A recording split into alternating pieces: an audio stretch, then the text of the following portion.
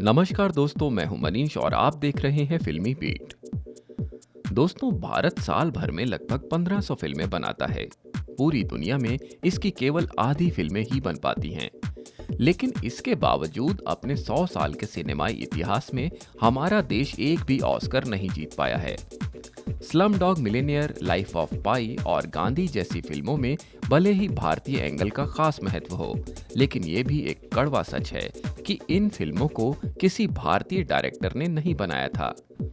अभी तक सिर्फ 5 भारतीयों ने ऑस्कर जीते हैं। इनमें भानु अथैया, रसेल पुकुट्टी, ए.आर. रहमान, गुलजार शामिल हैं। इसके अलावा सत्यजीत रे को 1991 में ऑस्कर सेरेमनी में लाइफ टाइम अचीवमेंट अवार्ड मिला था। पीरियड एंड ऑफ सेंटेंस, जो इस साल ऑस्कर्स में भारत पर बनी फिल्म के तौर पर पेश होगी, उसको भी विदेशी फिल्म ही कहा जाएगा, क्योंकि इस फिल्म को भी ईरानी अमेरिकन फिल्म मेकर रायका ज़ेहता-बची ने बनाया है। किसी फिल्म का ऑस्कर अवार्ड जीतना किसी भी छोटे देश के लिए ग्लोबल स्तर पर एक्सपोजर पाने का बेहतरीन जरिया होता है। कई देशों में ओलंपिक और नोबेल पुरस्कारों की तरह ही ऑस्कर की जीत का जश्न मनाया जाता है। सोनी पिक्चर्स के को प्रेसिडेंट टॉम बर्नॉट कह चुके हैं कि एक ऑस्कर नॉमिनेशन कई मायनों में किसी देश के लिए काफी महत्वपूर्ण होता है और कई देश तो इस जीत को विश्व कप की तरह सेलिब्रेट करते हैं।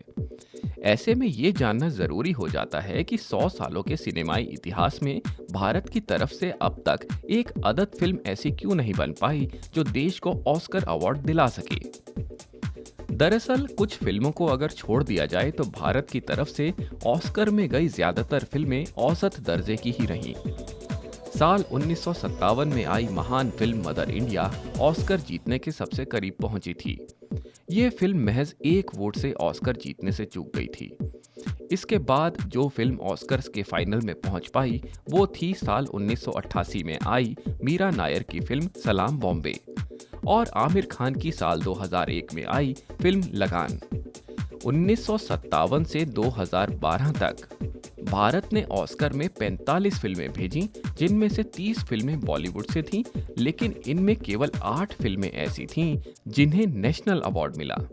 मदर इंडिया के 30 सालों बाद तक भारत की किसी भी फिल्म का अंतिम 5 में भी ना पहुंच पाना साफ करता है कि हम अपने देश की बेहतरीन फिल्में ऑस्कर नहीं भेज रहे हैं।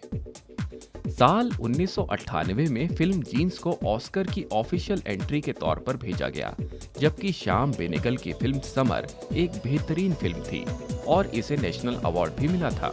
लेकिन इसके बावजूद एक औसत फिल्म जीन्स को ऑस्कर के लिए भेजा गया क्योंकि उस फिल्म के साथ ऐश्वर्या राय ने अपना डेब्यू किया था।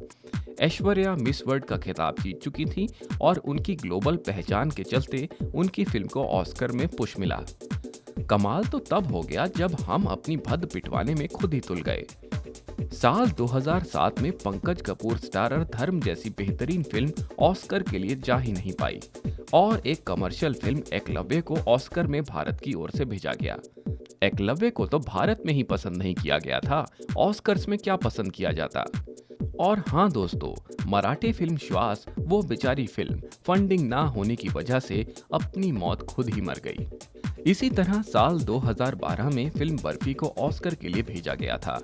हालांकि फिल्म ने बॉक्स ऑफिस पर अच्छा प्रदर्शन किया था और इसे रणबीर कपूर की बेहतरीन फिल्मों में शुमार भी किया जाता है, लेकिन फिल्म में चार्ली चैपलिन मार्का कॉमेडी सीन्स कॉपी किए गए थे, जिसके चलते इस फिल्म के ऑस्कर में चांसेस काफी कमजोर हो गए थे। उसी साल आई विद्या बालन की शानदार थ्रिलर कहानी और इरफान खान की फिल्म पान सिंह तोमर के बेहतरीन चांसेस थे, लेकिन भारत ने फिर ये मौका गंवा दिया। दोस्तों, कई बार ऐसा भी होता है कि भारत की तरफ से बेहतरीन फिल्म को ऑस्कर के लिए भेजा जाता है, लेकिन इंटरनेशनल मार्केट में इस फिल्म की पब्लिसिटी ठीक ढंग से नहीं हो पाती है, जिसकी वजह से ये फिल्में बढ़िया एक्सपोजर के अभाव में चूक जाती हैं। बॉलीवुड में थोड़े बहुत ट्विस्ट के साथ रोमांटिक कॉमेडी जोनर पर ही फोकस किया जाता रहा है और इस जोनर में ऑस्कर स्तर की फिल्में बनाना काफी मुश्किल होता है। इसके अलावा बॉलीवुड का बिजनेस मॉडल ऐसा है जहां फिल्म मेकिंग के कई स्तर पर समझौता होता है और फिल्म केवल स्थानीय बिजनेस को ध्यान में रखकर ही बनाई जाती है। कई बार ये फिल्में ऑस्कर के स्तर को छू भी नहीं पाती हैं। यही कारण है कि बॉलीवुड का एक बड़ा हिस्सा केवल औसत फिल्मों पर ही फोकस करता रहता है। हालांकि बीते कुछ समय में कंटेंट बेस्ड सिनेमा का बोलबाला भारत में बढ़ा है और उम्मीद है कि जल्द ही भारत का ऑस्कर का सूखा समाप्त हो सकेगा।